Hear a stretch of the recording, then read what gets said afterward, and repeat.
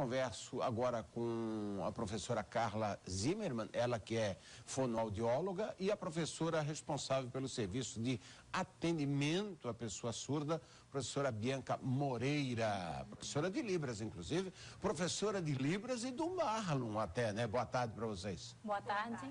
Boa tarde a todos que nos assistem. Exatamente, o Marlon é um aluno atendido desde pequeno mesmo pelo Serviço de Atendimento à Pessoa Surda e hoje está assim defendendo a sua língua, ensinando ela para outras pessoas para que essa comunicação ocorra na sociedade entre surdos e ouvintes. Onde entra a fonoaudiologia aí nesse caso? Então, o SAPS, que é o Serviço de Atendimento à Pessoa Surda, é um projeto de extensão dentro do curso de fonoaudiologia da Univale. Já existe há 38 anos. E a gente tenta fazer a melhor integração da forma de comunicação de todos os surdos.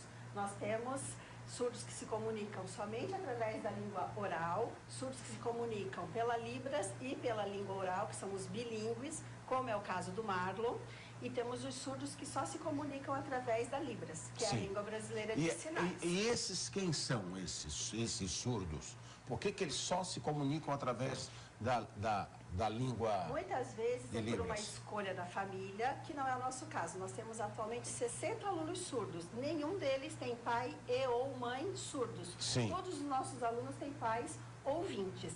Então, nesse sentido, pela preferência da família, seria que o filho aprendesse inicialmente a falar. Mas, às vezes, o diagnóstico demora para ser feito, a adaptação do aparelho auditivo não acontece de maneira adequada, por preferência da criança de não querer escutar e viver num mundo de mais silêncio, ela acaba aprendendo a comunicação através da Libras e não através da fala. Tá. Então, por exemplo, esse que já nasce surdo não teria então como ter um outro aprendizado? Tem também? No SAPS leitura labial, tudo? No SAPS nós temos, também. Inclusive hoje a gente está com um evento dentro da Univale, sexta-feira estaremos no BISTEC, promovendo o Dia Nacional da Lei de Libras, mas nós temos crianças surdas, que nasceram surdas, com surdez profunda, que fizeram o diagnóstico cedo, que usam aparelho auditivo ou fizeram cirurgia de implante coclear e falam tudo, normalmente. E tem os surdos que falam e também fazem Libras, que são os surdos bilíngues. Já volto a esse tema, mas nessa questão, por exemplo, que a gente está falando, né, de língua, não de linguagem, né, que é importante colocar também para a população. Isso, exatamente, né? A Libras, ela é uma língua, porque ela tem a sua estruturação própria, tem a sua gramática, a sua semântica, assim como qualquer outra língua oral tem, a Libras ela também é completa. E não uma linguagem, como algumas pessoas talvez achem, como por exemplo o cachorro. O cachorro, quando ele late, ele tem um tipo de linguagem, o latido dele. Assim, os outros animais também. Já a Libras, como eu já havia dito, ela é mesmo uma língua e não uma linguagem. Quando se trata, por exemplo, estamos falando de surdo, Sim. Mas quando se trata de surdo-mudo, então, onde entra a língua Na verdade, a gente não tem o surdo-mudo. Não tem. Todo surdo tem capacidade para desenvolver a fala.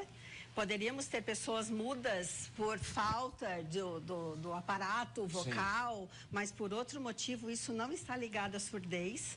Tanto que lá no SAPS nós temos professores que são bilíngues, como a professora Bianca, que trabalham com surdos oralizados e sinalizados. Mesmo aqueles que nascem surdos. Mas nós temos alguns casos, por exemplo, da antiguidade, da minha época, eu me lembro, né, que se falava muito, ele é surdo-mudo. Isso ficou culturalmente chamado assim, porque se achava que o surdo não conseguiria falar. Mas isso na verdade ele consegue. Mas por uma questão dos pais, e naquela época não tinha essa acessibilidade às escolas e a mestres? Por uma questão, Graciliano, se a gente for pensar como que os nossos bebês desenvolvem a fala, o bebê, mesmo aquele que nasce ouvindo tudo, lá por volta dos entre 6 e 8 meses de vida, ele começa com o período de balbucio, que é o imitar, brincar com a boca, fazer movimentos e produzir o início dos sons. Os pais começam a dar sentido. Ouve. Todos eles, Todos o surdo eles. também. O surdo também.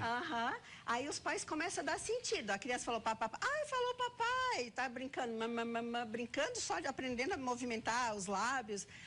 Falou mamãe. E os pais começam a dar sentido para isso. E a criança começa a prestar atenção e repetir. E assim é o início do desenvolvimento da linguagem. Mesmo ele não ouvindo. A criança surda tem o período de balbucio, que é por estar aprendendo a movimentar a boca, por prazer, por estar descobrindo, assim como ela já descobriu o pé, a mãozinha. E os pais começam a falar com ela, mas ela não escuta. A hora que os pais dão esse retorno à família, ela só está fazendo... E aí ela não consegue perceber esses sons.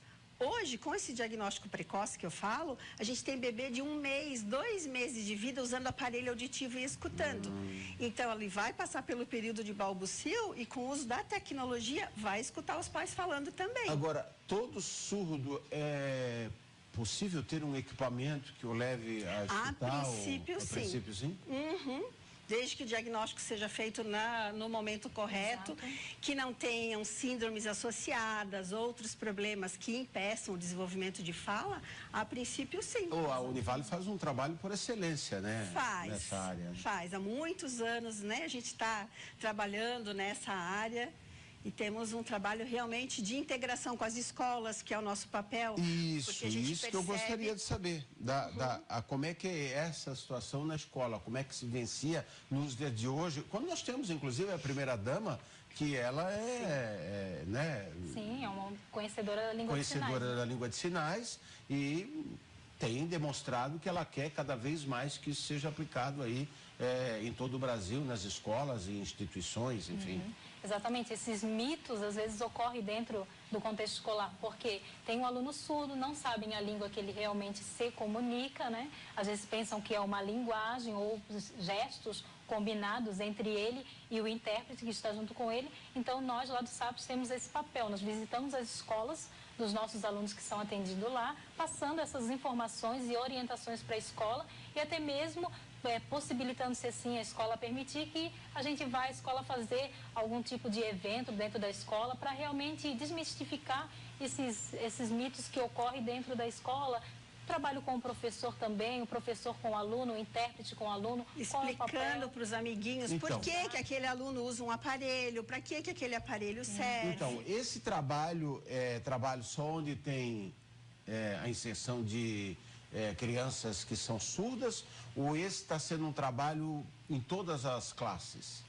No nosso caso do SAPS, só onde tem um aluno surdo. Sim, mas, por exemplo, na educação como um todo, ainda não tem esse trabalho em todas as classes, ou já tem? Nós temos aqui em Itajaí, desde que tem o projeto de que a Libras seja uma língua que faça parte de todas as escolas, por ser a segunda língua oficial do país, a gente tem um projeto piloto acontecendo em Itajaí, em 2 escolas, além dessa escola que o Marlon está trabalhando, que tem um intérprete, um professor bilíngue na sala, ensinando Libras. Como tem aula de inglês, tem aula de Libras. E o que não é tão difícil, né? Crianças da escola normal, ensino regular. Não é difícil de todo professor ter conhecimento de linguagem, de língua para surdo, né? De sinais. Sim, exatamente, né? Ela é uma língua como qualquer outra. Se a gente aprende o inglês e não treina, a gente esquece.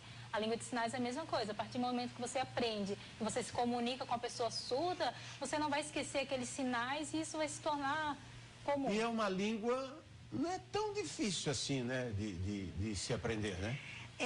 Como qualquer outra língua, quando a gente faz o primeiro módulo, o segundo módulo, é interessante até a gente aproveitar e comentar com a população que a gente oferece curso de Libras para a comunidade, o SAPS oferece, as aulas iniciaram na semana passada. Se alguém tiver alguma dúvida, é saps@univale.br, que a gente ainda pode esclarecer algumas dúvidas.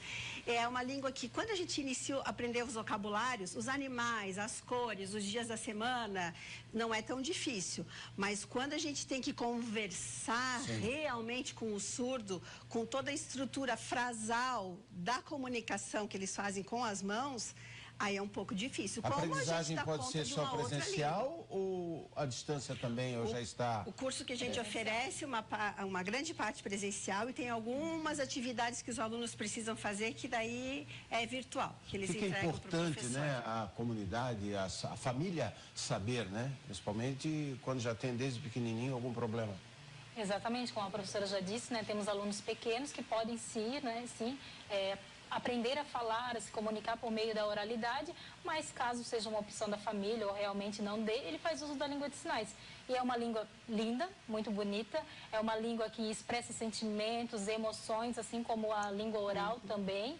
Então, deixamos esse convite para quem realmente quer aprender essa língua, talvez não tenha nenhum familiar surdo, mas na sociedade não é difícil a gente encontrar hoje uma pessoa surda. Tem resistência ainda, meio que assim, Acho que às vezes as pessoas têm receio, têm medo da Libras e talvez acho que é uma coisa interessante. O de ideal a gente é desde comentar. pequenininho, constatando, porque qual é o profissional que vão constatar? É o fonoaudiólogo? É o próprio geralmente pediatra? O pediatra, o otorrinolaringologista, o fonoaudiólogo, né? Então, o que a gente percebe assim, quando a criança tem potencial para desenvolver a língua oral, ela vai inicialmente ter contato com a fala, o desenvolvimento da fala. Isso e já mais a partir tarde, de que idade? Desde bebezinho. Desde bebezinho. Desde bebê. Já começa a perceber que há um... Sim, que tem possibilidade para desenvolver a Sim. fala. Mais tarde, por opção, ela aprende a Libras, porque em qualquer momento o surdo consegue aprender a Libras. Mas para constatar que alguma coisa está errada...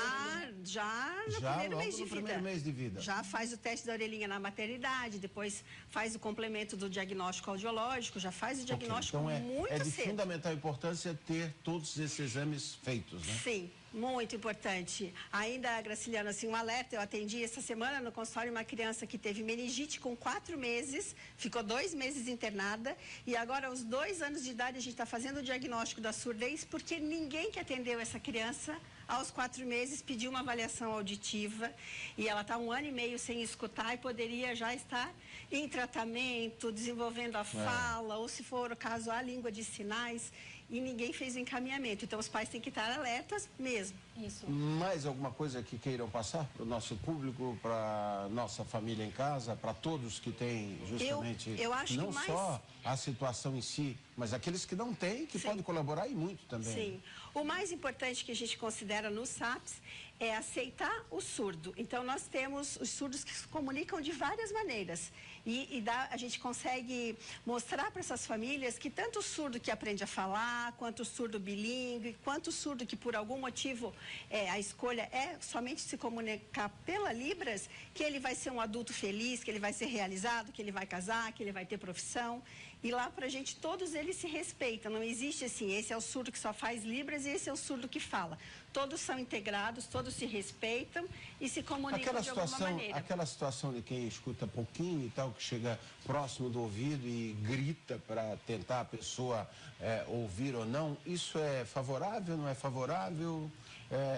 Deficiência auditiva? Deixa de lado isso daí e parte para outras situações que são mais agradáveis? Não, procura atendimento, pode adaptar aparelho auditivo, escutar de novo. Está mais acessível esses aparelhos hoje? Bem mais acessível. Dentro da Univale, do curso de fono, a gente também tem um serviço de atenção de saúde auditiva, que faz a concessão dos aparelhos auditivos, porque a gente tem um convênio com o Ministério da Saúde. Legal. Atendemos 53 municípios. Já são mais de 10 mil aparelhos que foram concedidos. E eu acredito que agora a tendência é melhorar mais ainda, né? Já que temos, como eu falei, uma primeira-dama que está em todo cuidado e está voltada para essas causas, né? Para os surdos de todas as formas de comunicação, né, Bianca? Exatamente. E aproveitando essa deixa que a professora nos deu, no SAPS nós atendemos alunos não somente de Itajaí, mas Itajaí e região. Temos alunos de Bombinhas, de Penhas, Camboriú, Balneário Camboriú.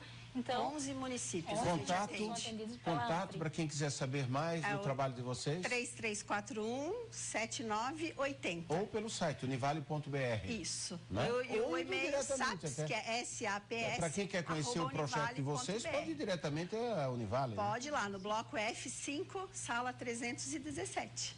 Doutor, obrigado. Professora, obrigado. A gente que agradece, é um prazer estar aqui. Um forte abraço, tá? Obrigada. Sucesso para vocês. Olha só.